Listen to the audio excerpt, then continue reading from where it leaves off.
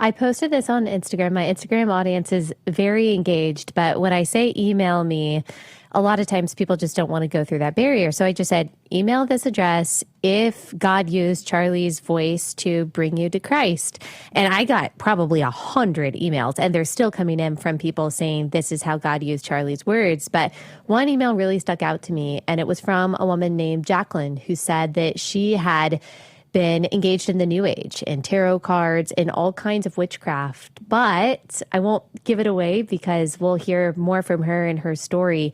God used Charlie in a really big way in her life to bring her to Christ. And so, yeah, really amazing testimony. And we have her, I do. believe. Jaclyn, Yes. Are you there? Hi, good morning. There she is. Hey, Jaclyn. Thank you so much. Thank you so much. Yes. Well, thank you for taking the time to join us. I would love to hear from you. Before we get to you being introduced to Charlie's content, can you tell us what your life was like before Christ? You told us a little bit about being engaged in the New Age, but what did that look like? Yeah, I was definitely engaged in a lot of New Age practices. I attended monthly moon circles. I practiced a lot with crystals, and I would, read my oracle cards in the morning before starting my day. I had a number of tarot readings done, trying to divinate answers and, future possibilities. And I've had crystal healing done. So, yeah, I was definitely practicing a lot. And during that time, what would you things. say that you were searching for?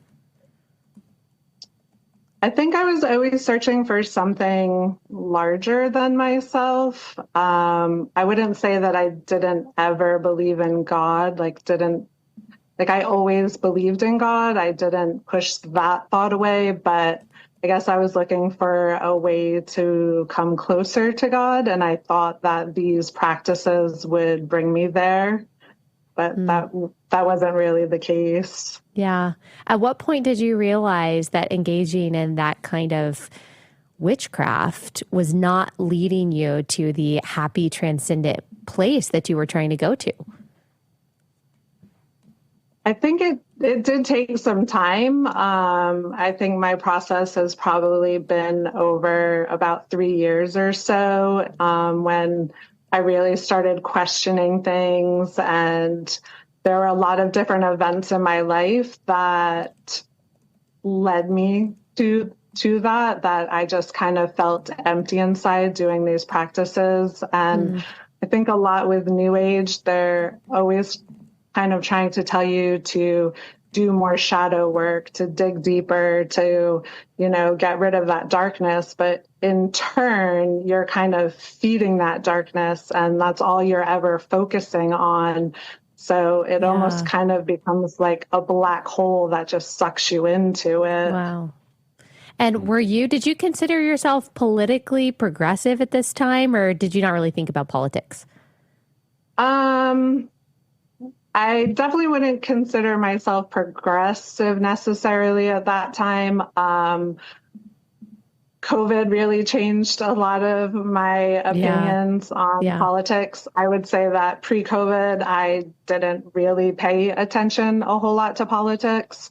But COVID really opened my eyes to, a lot of issues. And so I was definitely turning more conservative at that time, but I wouldn't have labeled myself either way. I kind of was just in a neutral place. Right. And it was your husband who started watching Charlie Kirk's videos that let you know about Charlie's content. And what you told me is that you were very off-put by Charlie at first. Is that right?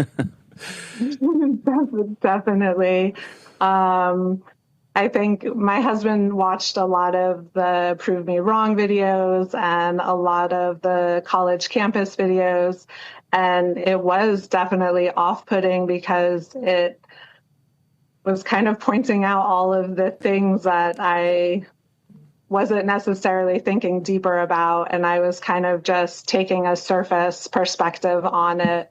And I think a lot of the conversations that Charlie has, you have to dig deeper with, and there's a lot of nuances. And so it's better in a long form rather than, just And little snippets that you see. Jaclyn, it's Andrew. Sorry to chime in here. We're going to take a quick radio break, but we're going to keep going on the stream. We'll be right back.